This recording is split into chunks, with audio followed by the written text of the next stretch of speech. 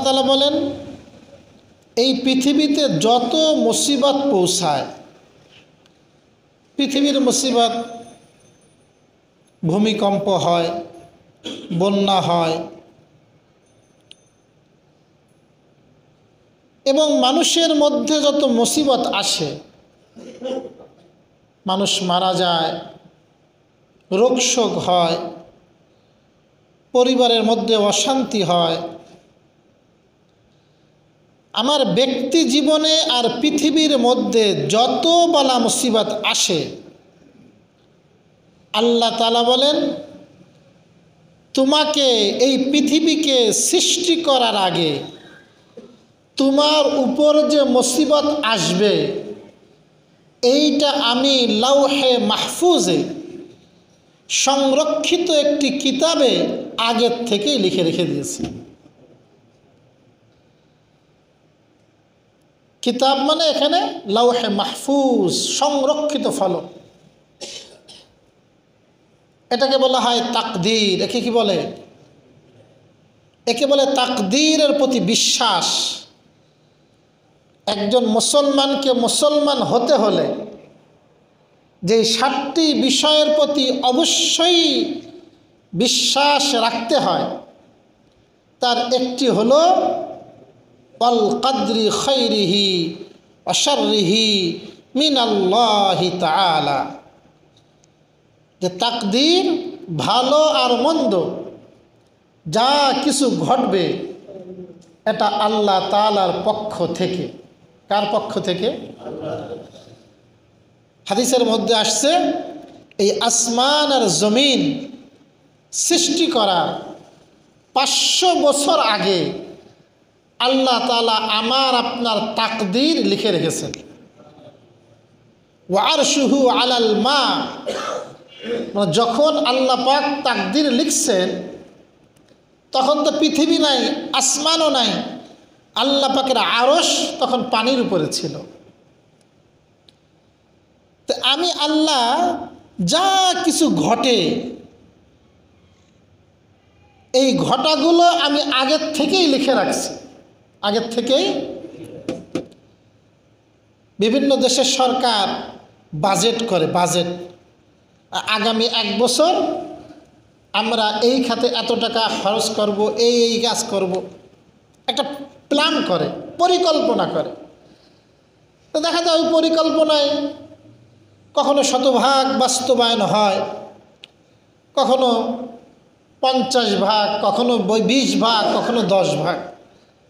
একটা পরিকল্পনা কিন্তু থাকে, কিন্তু পরিপূর্ণ বাস্তবায়ন হয় না। কিন্তু আল্লাহ সুবহানাহু ওয়া তাআলা এত ক্ষমতাশালী এবং এত শক্তিধর, আল্লাহ তাআলা যা লিখে রাখছেন, যা বাজেট আর পরিকল্পনা করেছেন, হুবহু ওইভাবেই সমস্ত বিষয় সংগঠিত হয়। এই কথা আল্লাহ আমাদেরকে জানালেন কেন? আল্লাহ বলেন, কেন বলেন একটু পরে আসেন।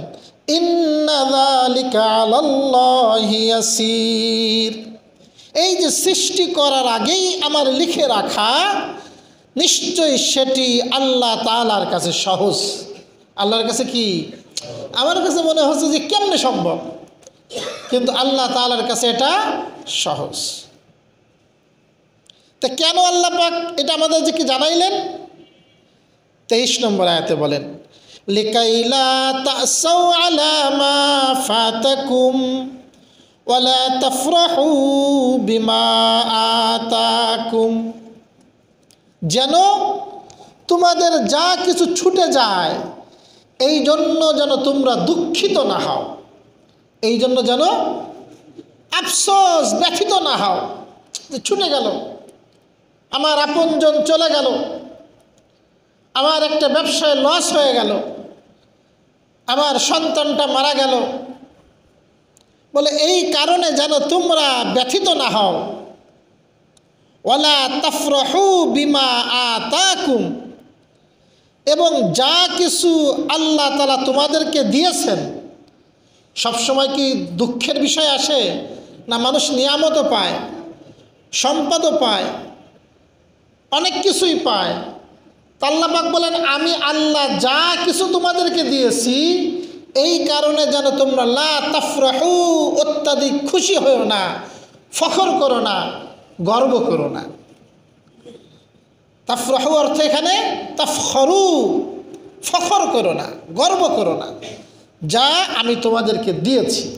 লক্ষ্য করেন, আল্লাহ সুবহানাহু ওয়া তাআলা যদি দুনিয়াতে কোনো মানুষকে কোনো বিপদ দেয়, সে ব্যথিত হয় না? হয় না? সাধারণ মানুষ না সবাই? সবাই। কোনো ব্যক্তি যদি দুনিয়াতে কোনো নিয়ামত পায়, খুশি হয় না? হয় না? সবাই খুশি হয়। তো আল্লাহ পাক এ কথা কেন বলতেছেন? তাফসীর ইবনে কাসিরের বর্ণনা, বিখ্যাত তাবেঈ ইকরিমা, উনি ছিলেন বিখ্যাত কোরআনের মুফাসসির। উনি বলেন, এর আয়াতের দ্বারা উদ্দেশ্য হলো, বিপদ আসলে মানুষ ব্যথিত তো হবে স্বাভাবিক, কিন্তু এই ব্যথিত হওয়াটা যেন তার স্থায়ী না হয়, যে তার ওই ব্যথায় সে হয়রান, অস্থির, তার নাওয়া খাওয়া হারাম হয়ে গেছে, সবসময় ওই পেরেশানির মধ্যে সে ঘুরপাক খাচ্ছে। বরং একজন মুমিনের পরিচয় হবে, যখন মুসিবত আসবে ব্যথিত তো হবে, কিন্তু সঙ্গে সঙ্গে সে সবর করবে। কি করবে? আল্লাহ তাআলার কাছে সওয়াবের আশা রাখবে, আর বলবে, আল্লাহ তাআলা ভাগ্যে লিখে রেখেছিলেন, হয়েছে। আল্লাহ তাআলা যখন চাবেন আমাকে আবার এর থেকে উত্তম বদলা আল্লাহ পাক দান করবেন। তো একজন মুমিন আর সাধারণ মানুষের মধ্যে পার্থক্য হবে, একটা ব্যথা পেয়ে স্থায়ীভাবে ব্যথিত না হওয়া, সে এইটার উপরে সবর করা, সওয়াবের আশা রাখা।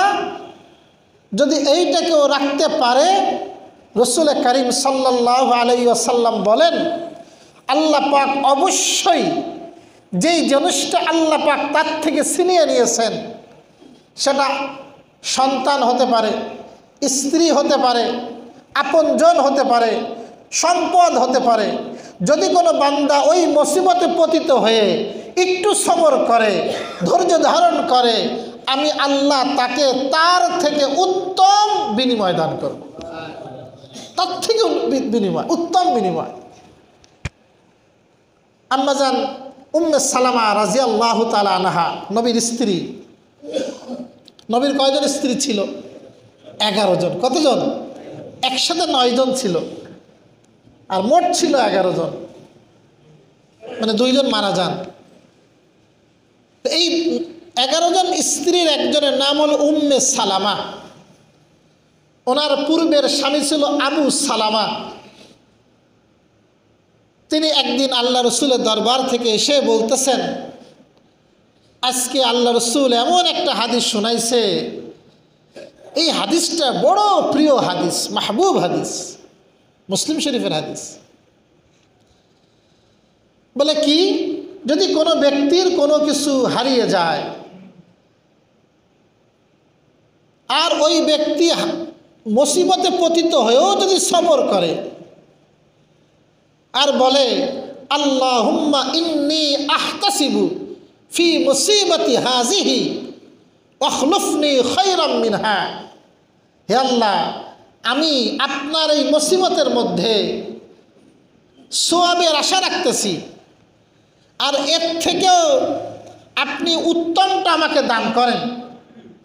এই কথাটা যদি সে বলে, তা আল্লাহ পাক অবশ্যই যেটা হারিয়েছে তার থেকে উত্তমটা আল্লাহ পাক তাকে দান করবেন। সাথে ইন্না লিল্লাহি ওয়া ইন্না ইলাইহি রাজিউন পড়বে। তা উম্মে সালামা বলেন, আমার স্বামী যখন মারা গেল, স্বামীর থেকে শিখা ওই হাদিস অনুপাতে আমি আমলটা করলাম, আমি সওয়াবের আশা রাখলাম, ধৈর্য ধারণ করলাম, অস্থির হলাম না। আর মনে মনে চিন্তা করলাম, আবু সালামার চেয়ে শ্রেষ্ঠ স্বামীকে আমি পাবো। সে আমাকে কত কেয়ার করত, কত যত্ন করত, আমার বিশ্বাস হতো না। কিন্তু আমার যখন ইদ্যত শেষ হয়ে গেল, স্বয়ং রসুল করিম সাল্লাল্লাহু আলাইহি ওয়াসাল্লামের পক্ষ থেকে আমার জন্য বিবাহের প্রস্তাব আসলো। তাহলে আমার বুঝে আসলো রসুলের কত সত্য। কোথায় আবু সালামা, কোথায় আল্লাহ রসুল, কোনো তুলনা হবে? তুলনা হবে না। তা আল্লাহ পাক বলেন মুমিন কি করবে? কোনো মুসিবত এসে গেলে দুঃখিত হবে না। আবার যদি কোনো নিয়ামত পেয়ে যায়, কোনো সম্পদ, কোনো কিছু পেয়ে যায়, তাহলে এই নিয়ে আবার বেশি গর্ব করবে না। কারণ এই যে তুমি পাইলা নিয়ামত, এইটা কার দান? বিমা আতাকুম, আল্লাহ বলছেন যা আল্লাহ তোমাকে দান করেছেন। তুমি এই কারণে গর্ব করবে না, দম্ভ করবে না, তুমি আল্লাহ পাকের শুকর আদায় করবে। কি করবে? ইকরিমা বলেন একজন মুমিন আর অন্যের মধ্যে পার্থক্য হলো নিয়ামত পাইলে সবাই খুশি হয়, তবে মুমিন ব্যক্তি নিয়ামত পেয়ে আল্লাহর শুকর আদায় করবে। কি করবে? সে বলবে আলহামদুলিল্লাহ, আল্লাহ সব প্রশংসা তোমারই জন্য, তুমি মেহেরবানি করে আমাকে দিয়েছ। এটা আমার মেধার বলে অর্জিত হয়নি, আমার শিক্ষাগত যোগ্যতায় অর্জিত হয়নি, এটা আমার সাহসিকতা আর শক্তির কারণে অর্জিত হয়নি। এইটা খালেস আল্লাহ তোমারই দান। কার দান? যদি মনে করে এটা আমার সংগ্রামের কারণে অর্জিত হয়েছে, এটা আমার অর্থের কারণে অর্জিত হয়েছে, আমি ঢাকা ভার্সিটির ছাত্র, আমি বড় বড় ভার্সিটির ছাত্র, সেই মেধার বলে আল্লাহ পাক আমাকে এরকম বড় চেয়ারে বসাইছে আর আজকে আমি বিশাল টাকার মালিক হয়েছি, তাহলে আপনি আল্লাহর নাশুকরি করলেন। আপনাকে শুকরিয়া আদায় করতে হবে, যে নিয়ামত পাবেন এটা আমাকে কে দান করেছেন? আল্লাহ। যদি কোনো ব্যক্তি নিয়ামত পেয়ে শুকর আদায় করে, এটাও আল্লাহ পাকের ঘোষণা, লা আযীদান্নাকুম, আল্লাহ বলেন আমি আল্লাহ অবশ্যই ওই নিয়ামতকে বাড়ায় দেব। নিয়ামতকে কি করে দিবেন? বাড়ায় দিবেন। যত প্রকার নিয়ামত, সেই নিয়ামতের যদি শুকর আদায় করে আল্লাহ পাক নিয়ামত বাড়ায় দেয়। আল্লাহ পাক বলেন আল্লাহু লা ইউহিব্বু কুল্লা মুখতালিন ফখুর, আল্লাহু লা ইউহিব্বু কুল্লা মুখতালিন ফখুর, নিশ্চয় এবং আল্লাহ পছন্দ করেন না প্রত্যেক দাম্ভিক যে দর্প করে, দম্ভ করে, ফখুর আর অন্যের কাছে বড়ত্ব প্রকাশ করে। এই দাম্ভিক আর গর্বকারী এই ব্যক্তিকে আল্লাহ তাআলা লা ইউহিব্বু মানে ভালোবাসেন না। লা ইউহিব্বু মানে হুব্বুন মানে ভালোবাসা। আনা উহিব্বুকা মানে আমি তোমাকে ভালোবাসি। খালি মানুষ জানে আই লাভ ইউ ইংরেজি, না আরবি কি? আনা উহিব্বুকা, আমি তোমাকে ভালোবাসি। তো আল্লাহ সুবহানাহু ওয়া তাআলা বলেন আল্লাহ পাক দাম্ভিককে ভালোবাসেন না, আল্লাহ পাক গর্বকারীকে ভালোবাসেন না। এখানে মুফাসসিরিন লিখেছেন লক্ষণীয় বিষয়, আল্লাহ পাক বলেন তোমরা গর্ব করো না, আর এরপরেই বলে দিলেন আল্লাহ পাক গর্বকারী আর দম্ভিককে পছন্দ করেন না। উদ্দেশ্য কি? একজন মুসলমান আল্লাহ পাকের পছন্দ অপছন্দের দিকে লক্ষ্য রাখবে। কিসের দিকে লক্ষ্য রাখবে? আমার পছন্দই পছন্দ না, আমি যেই কাজটি করছি আমার আল্লাহর মর্জি সেখানে আছে কিনা। একজন মুসলমানের তাহলে পরিচয় কি হবে? তার প্রতিটি কাজে, প্রতিটি কথায় ওই কাজ আর কর্ম আল্লাহ পাক ভালোবাসেন কিনা এইটা সে কি লাগবে? লক্ষ্য রাখবে। একজন মুসলমান এভাবে চলতে পারে না যে আমি মন মতো চলবো, ধুর আমি কারো কিছু পরোয়া করি না। না, ইসলাম বলে তুমি তোমার প্রতিটি ক্ষেত্রে আল্লাহ তাআলা পছন্দ করেন কিনা সেইটাকে তুমি সামনে রাখো, আর যেটাকে পছন্দ করেন না তার থেকে তুমি বেঁচে থাকো। আল্লাহ পাক কোরআনে কারিমের বিভিন্ন আয়াতে, আমি কয়েকটা টুকে আনছি আপনাদের শোনানোর জন্য, যে আল্লাহ পাক কাদেরকে পছন্দ করেন না। আল্লাহ পাক বিভিন্ন আয়াতে আল্লাহ পাক বলছে, সব কোরআনের আয়াত থেকে। একটা আসছে ইন্নাল্লাহ লা ইউহিব্বুল কাফিরিন, আল্লাহ কাদেরকে ভালোবাসেন না? কাফের। এটা আল্লাহ পাকের কাছে ঘৃণিত, এদেরকে আল্লাহ ভালোবাসেন না। ওয়ালা ইউহিব্বুজ জালিমিন, 2 নম্বর যারা জালেম, যারা কি জুলুম করে, অবিচার করে, অন্যায় করে, মানুষের প্রতি অত্যাচার করে, এই জালেমদেরকে আল্লাহ পাক কি করেন না? ভালোবাসেন না। জালেমদেরকে আল্লাহ পাক ভালোবাসেন? ভালোবাসেন। জালেম মানে অত্যাচারী, একদম নিরহ মানুষ। আপনি খামাখা তারা যে গালিগালাজ করেন, আপনি খামাখা তারা কি করেন? যার যখন মনে চায় যার দূরে গালি দিয়ে আসে। আপনার অন্য এলাকাতে বাড়ি, আপনি মনে করেন আর এক এলাকায় বাড়ি করবেন, অন্য এলাকায় বাড়ি ছিল এক সময়, এখন আপনি এই এলাকায় বাসিন্দা হচ্ছেন, বাড়ি করতেছেন, করে দেখেন কিভাবে যে মানুষ নির্যাতিত হয়। একজন মানুষ গতকালকে আমি খুব ব্যস্ত ছিলাম, ক্লাস টাইমে তো খুব পড়াশোনায় ব্যস্ততা থাকে, তা আমার পুরো প্রায় 1 ঘন্টা নেছে, সে চোখের পানি ছেড়ে দিয়েছে, কাঁদতেছে, বাড়ি করতেছে। এই মানে মানুষ যে আসে সে তারা গালিগালাজ করে, অত্যাচার করে, দল দল ধরে ধরে আসে আর গালিগালাজ করে খেয়ে চলে যায়। উদ্দেশ্য কিছু চাঁদাবাজি, তো সেও টাকা পয়সা দেয় না, কাজে আমার হালাল টাকা, আমি কেন টাকা দেব? আর একবার দিলে তো লোভ হয়ে যাবে, আবার আসবে। একবার দিলে কী হয়ে যাবে? লোভ হবে, আবার আসবে, আবার আসবে। আবার তারা মসজিদে এসে নামাজও পড়ে, যারা জুলুম করে। চিন্তা করেন আপনি, তাহলে আপনি যে একজন মানুষ, অসহায় মানুষের পরে জুলুম করলেন, তারা গালিগালাজ করলেন, সে অসহায় মানুষ 4-5 জন মিলে, আপনি মনে করলেন আল্লাহ আপনাকে ছাড়বে না, আল্লাহ পাক আপনাকে ধরবেন। তো আল্লাহর ধরাটা হয় আরো বেশি ধরা, শক্ত ধরা। কারণ আপনার কাছে ওই ব্যক্তিটা যত দুর্বল, আল্লাহ তাআলার কাছে আপনি আমি তার থেকে অনেক বেশি দুর্বল।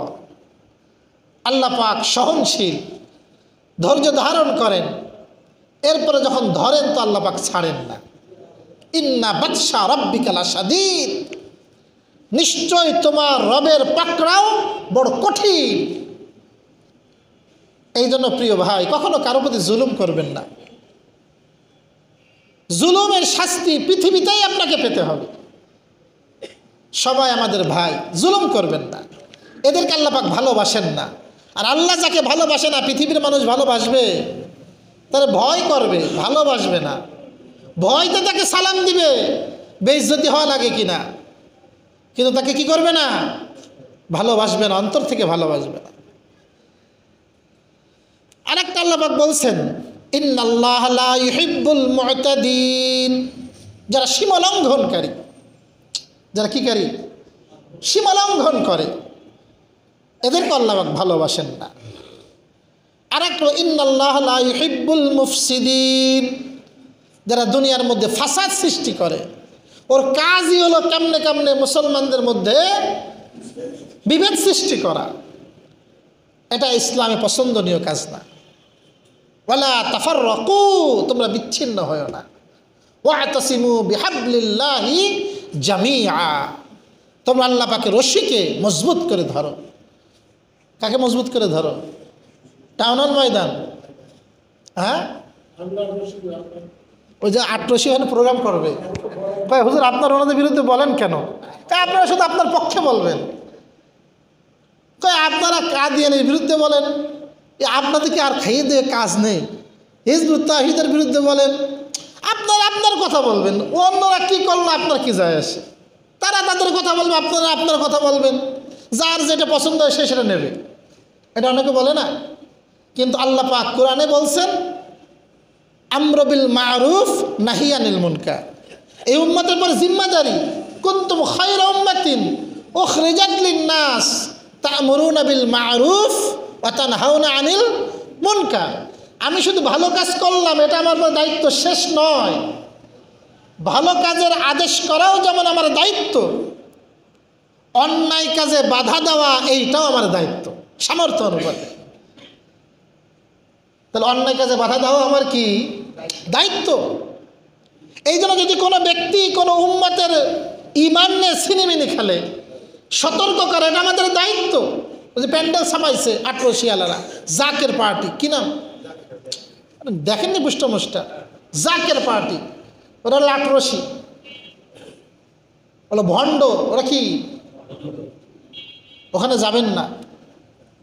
গরু ডেক চড়বে, কিন্তু অনেক ডেক মারবে, ওখানে যাবেন না। আল্লাহওয়ালাদের মজলিসে যাবেন। আগামীকাল একটা প্রোগ্রাম আছে, খুব মোবারক মজলিস, ওই একটু দূরে সুতিঘাটা মাদ্রাসা, ওই আপনার সুতিঘাটা আশরাফুল মাদারিস, হ্যাঁ 3টা থেকে আমাদের মানে ওলামায়ে কেরাম হবে সকাল থেকে, আপনাদের জন্য হবে, সবার জন্য হবে 3টা থেকে 4টা। বয়ান করবেন আওলাদ রসুল সৈয়দ আরশাদ মাদানী। উনি হলেন ভারতবর্ষের এখন সবচেয়ে বুজুর্গ আলেম, যিনি নেতৃত্ব দিচ্ছেন এমন ব্যক্তি সৈয়দ আরশাদ মাদানী। সারা ভারতবর্ষে এই মোদির জামানায় মুসলমানরা যে কী নির্যাতিত, কিন্তু উনি মুসলমানদের মধ্যে ঐক্য ধরে রাখছেন। ওনাকে এই জন্য বলা আমিরুল হিন্দ, হিন্দুস্থানের আমির। যাই হোক, এই সমস্ত আল্লাহওয়ালাদের মজলিসে যাবেন। তারপর কি বলতেছিলাম, মুফসিদ যারা ফাসাদ সৃষ্টি করে আল্লাহ পাক এদেরকে ভালোবাসেন না। আরেকটা হলো আল মুস্তাকবিরিন, আল মুতাকাব্বিরিন, যারা অহংকারী, এদেরকে আল্লাহ ভালোবাসেন না। আরেকটা হলো আল খাইনিন, যারা খিয়ানতকারী, যারা কি কারী, আপনার কাছে কোনো মুসলমানের আমানত আছে, আপনি সেই আমানতের খেয়ানত করলেন। খেয়ানতের সংজ্ঞা ব্যাপক। আল্লাহ পাক আমাদের সাথে ওয়াদা করেছেন, আলাস্তু বিরব্বিকুম, আমি কি তোমাদের রব নই? আমরা কি বলেছিলাম? অবশ্যই। আমরা স্বীকার করছি, কিন্তু রবের নাফরমানি যদি করি এটাও রবের সাথে খেয়ানত। এটাও কি? এটাও খেয়ানত। আর কোনো মুসলমানের কোনো আমানত যদি আমার মধ্যে থাকে, সেইটার জিম্মাদারি হলো আল্লাহ পাকের নির্দেশ তার প্রাপকের কাছে সেটা পৌঁছে দেওয়া। যারা কোনো মুসলমানের মাল আত্মসাৎ করে, আল্লাহ পাক কোরআনে কারিমের মধ্যে বলেন, তারা তাদের পেটের মধ্যে জাহান্নামের আগুন ভরতেছে। কি ভরে? জাহান্নামের আগুন ভরতেছে। খেয়ানতকারীদেরকে আল্লাহ পাক ভালোবাসেন না। আর একটা হলো 7 নম্বর আল মুসরিফিন, যারা ইসরাফকারী, অপচয়কারী, এদেরকে আল্লাহ পাক ভালোবাসেন না। আর আরেকটা হলো আসিমা, এবং আসিম যারা গুনাহগার, গুনাহ করে বেড়ায়, এদেরকে আল্লাহ পাক ভালোবাসেন না। আর একটা যেটা আমরা এই আয়াতে কারিমার মধ্যে পড়েছি, মুখতালান ফখুর, যারা দাম্ভিক, দম্ভ করে, অন্যকে খাটো করে। দম্ভর সঙ্গে কি? এক সাহাবী রাসূলকে জিজ্ঞাসা করলেন, ইয়া রাসূলুল্লাহ, আমার সুন্দর কাপড় আমি পরিষ্কার করি, তাফসীর ইবনে কাসির হাদিসটা আসছে, এরপর আমি গায়ে দিই, আমার ভালো লাগে, তো এটা কি আমার দম্ভ হবে? নবীজি বলেন, না, এটা দম্ভ না। দম্ভ হলো তুমি হক জেনেও হক গ্রহণ করলা না, আর মানুষকে তুচ্ছ তাচ্ছিল্য করলা, হেয় করলা, তাদের সামনে বড়ত্ব, নিজের বড়ত্ব প্রকাশ করলা তোমার মুখের কথার দ্বারা, চালচলনের দ্বারা। বলে এইটা হলো মুখতাল, এটা আল্লাহ পাক হারাম করেছেন। এর বিপরীত কিছু কাজ আছে, যে কাজ করলে আল্লাহ ভালোবাসেন, যে কাজ করলে আল্লাহ পাক কী করেন? তার একটা কাজ হলো ইন্নাল্লাহা ইউহিব্বুত তাওয়াবিন, যারা বারবার তওবা করে, বারবার আস্তাগফিরুল্লাহ পড়ে, তওবা করে, আল্লাহ তাআলা এদেরকে ভালোবাসেন। এদেরকে কি করেন? তওবাকারীকে আল্লাহ পাক কী করেন? ভালোবাসেন। আরেকটা হলো ইউহিব্বুল মুতাতাহহিরিন, যারা পাক পবিত্র থাকে। কি থাকে? পাক পবিত্র, নিজের পেশাবের ছিটা থেকে নিজেকে বাঁচায়। অনেকে দাঁড়ায় দাঁড়ায় পেশাব করে, তো দাঁড়ায় দাঁড়ায় পেশাব করলে তো ছিটা আপনার গায়ে লাগবে, পেশাবের ছিটা লাগলে তো আপনি নাপাক হবেন। তো এই জন্য পবিত্র থাকা, যত সম্ভব পবিত্র থাকা। আরেকটা হলো ইহিব্বুল মুত্তাকিন, যারা মুত্তাকি এদেরকে আল্লাহ পাক ভালোবাসেন। আরেকটা হলো আল মুহসিনিন, ইহিব্বুল মুহসিনিন, আল্লাহ পাক এসব হলো কোরআনে যেগুলো আসছে। আল্লাহ পাক যারা ইহসানকারী এদেরকে ভালোবাসেন। আল মুকসিতিন, যারা ন্যায় বিচারক, ন্যায় প্রতিষ্ঠা করে, ইনসাফ করে, এদেরকে আল্লাহ পাক ভালোবাসেন। আর একটা হলো ইহিব্বুল মুতাওয়াক্কিলিন, যারা আল্লাহর পরে ভরসা করে। কার পরে ভরসা? তাদেরকে আল্লাহ ভালোবাসেন। আর ইহিব্বুস সাবিরিন, যারা ধৈর্যশীল, এদেরকেও আল্লাহ পাক ভালোবাসেন।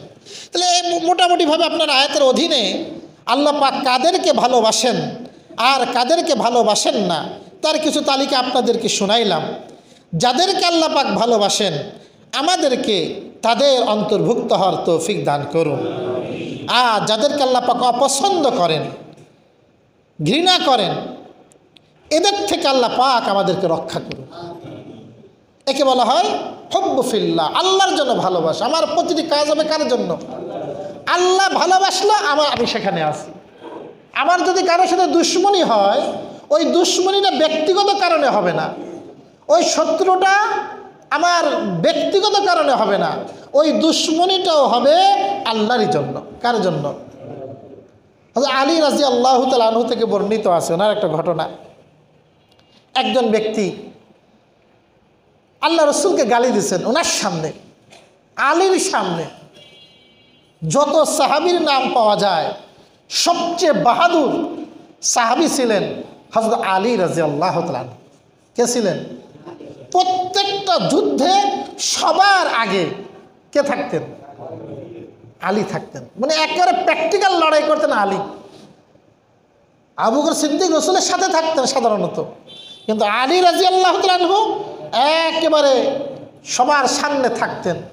এবং কিয়ামতের ময়দানে সবার প্রথম একেবারে আল্লাহর সামনে বসে বিচার দিবেন হযরত আলী রাদিয়াল্লাহু তাআলা আনহু। বদরের যুদ্ধে আল্লাহ এরা আমাদের সাথে আমাদের পর্যন্ত আক্রমণ করতে আসছিল, এই বিচার আল্লাহ পাকের দরবারে আলী দিবেন। বুখারী শরীফে ঘটনা আছে। তো যাই হোক প্রিয় ভাই, আল্লাহ পাকের পরে বলেন আল্লাযীনা ইয়াবখালুনা ওয়া ইয়া'মুরুনা আন-নাসা বিল বুখলি ওয়া মান ইয়াতাওয়াল্লা ফাইন্নাল্লাহা হুয়াল গনিয়্যুল হামিদ। আল্লাযীনা ইয়াবখালুনা, যারা কৃপণতা করে। কি করে? যারা কি করে? কৃপণতা করে। ওয়া ইয়া'মুরুনা আন-নাসা বিল বুখলি, এবং মানুষদেরকেও আদেশ করে কৃপণতার। নিজে বখিল, আবার অন্যকেও বখালাতের আদেশ করে। নিজে দান সদকা করে না, অন্য কেউ করলেও জ্বালা লাগে। অন্য করলেও কি লাগে? নিজে তো দেয় না, আর অন্য যদি কেউ দেয় কিছু, ওরে বাবা, তাও তার জ্বালা লাগে। আল্লাহ বলেন যারা নিজে কৃপণতা করে আর কৃপণতার মানুষদের প্রতি আদেশ করে, আমাইয়াতাওয়াল্লা, আর যে মুখ ফিরিয়ে নেয়, কিছুই দেয় না, ফাইন্নাল্লাহা হুয়াল গনিয়্যুল হামিদ, জেনে রাখুক নিশ্চয় আল্লাহ তাআলা গনি, অমুখাপেক্ষী ধনী, হামিদ প্রশংসিত। আল্লাহ পাক কি? প্রশংসিত। আল্লাহ পাক গনি। আল্লাহ পাকে তোমার মালের দরকার নাই, কিন্তু আল্লাহ পাক কেন দিতে বলেন? বলে দিলে এইটা লাভ তোমার হবে। লাভ কার হবে? যে দিবে সে সেটা পাবে। প্রিয় ভাই, তো এই জন্য এই আয়াত আল্লাহ পাক কৃপণতার নিন্দা করেছেন। ইসলামে কৃপণতা খুবই নিন্দনীয় কাজ। এই জন্য আল্লাহ রসুল সবসময় দোয়া করতেন, আল্লাহর কাছে দোয়া করতেন, আল্লাহুম্মা ইন্না নাউযু বিকা মিনাল হাম্মি ওয়াল হাজান। হে আল্লাহ, আমি তোমার কাছে আশ্রয় চাই দুশ্চিন্তা আর পেরেশানি থেকে। কি থেকে আশ্রয় চাই? ওয়া নাউযু বিকা আনিল আজ্জি ওয়াল কাসাল। আল্লাহ তোমার কাছে অক্ষমতা আর অলসতা থেকে আশ্রয় চাই। কি কি থেকে? অক্ষমতা আর অলসতা থেকে। ওয়া নাউযু বিকা মিনাল জুবনি ওয়াল বুখলি। হে আল্লাহ তোমার কাছে কাপুরুষতা আর কৃপণতা থেকে আশ্রয় চায়। কি কি থেকে? কাপুরুষতা, এটা ইসলামে প্রশংসনীয় না ঘৃণিত? ঘৃণিত। কাপুরুষতা থেকে আশ্রয় চায় আর কৃপণতা থেকে আশ্রয় চায়। ওয়ানাউযু বিকা মিন গালাবাতিদ দাইনি ওয়া কাহরির রিজাল, এবং তোমার কাছে আশ্রয় চাই আল্লাহ ঋণের দায়ে জর্জরিত হওয়া থেকে। ঋণগ্রস্ত হওয়া এটাও ভালো না। আর অকাহরির রিজাল, কোনো ব্যক্তি আমার পরে প্রভাব বিস্তার করবে, এই প্রভাব বিস্তার করা থেকে আল্লাহ তোমার কাছে আশ্রয় চায়। তা আল্লাহ রাসূল এই দোয়া শিক্ষা দিয়েছেন। আল্লাহ সুবহানাহু ওয়া তাআলা যে দুটি আয়াতের আজকে 1, 2, 3 তিনটি আয়াতের আলোচনা করা হলো, আল্লাহ পাক আমাদের সকলকে বোঝার আমল করার তৌফিক দান করুন। ওয়া আখিরু দাওয়ানা আলহামদুলিল্লাহি রাব্বিল আলামিন।